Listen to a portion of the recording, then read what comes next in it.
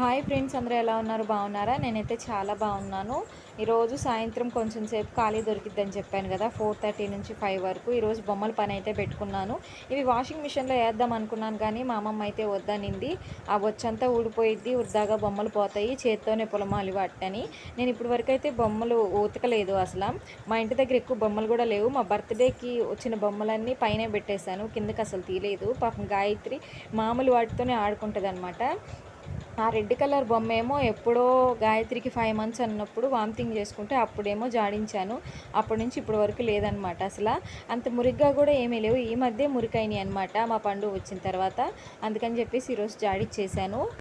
వీటిని సోప్తో ఉతకాలా లేకపోతే సర్ఫ్తో జాడించాలా, బ్రష్ చేయాలా, ఏమీ అర్థం కాలేదు. ఒకవేళ మురికి బాగా పోవాలంటే బ్రష్ చేస్తే అవంతా ఊడిపోతాయేమోనని నేను మామూలుగానే పులిమేసి జాడించేసి తగిలించేసాను అనమాట.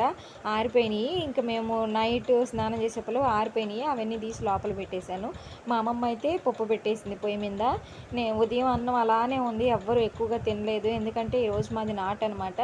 నాటైతే అక్కడ అదే పలావ్ అవి తీసుకొచ్చిండంట, అందరూ అదే తిన్నారు. అందుకని అన్నం మిగిలిపోయింది.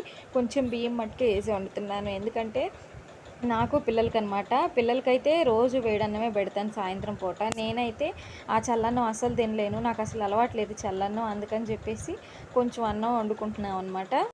రోజు లాంగ్ వీడియోస్ పెట్టాలంటే కష్టంగానే ఉంది, ఎందుకంటే ఏ వీడియో అన్నా లాంగ్ ఒక 5 మినిట్స్ అలా వస్తే బాగుంటుంది.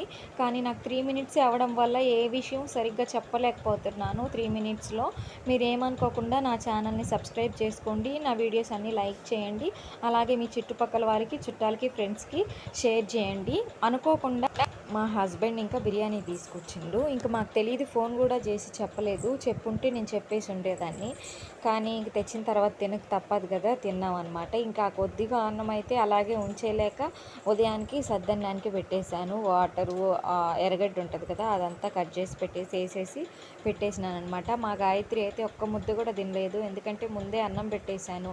అదిగాక చాక్లెట్స్ తెచ్చలేకే వాటి మీద పడిందనమాట. ఇంకా ఏమీ తినలేదు.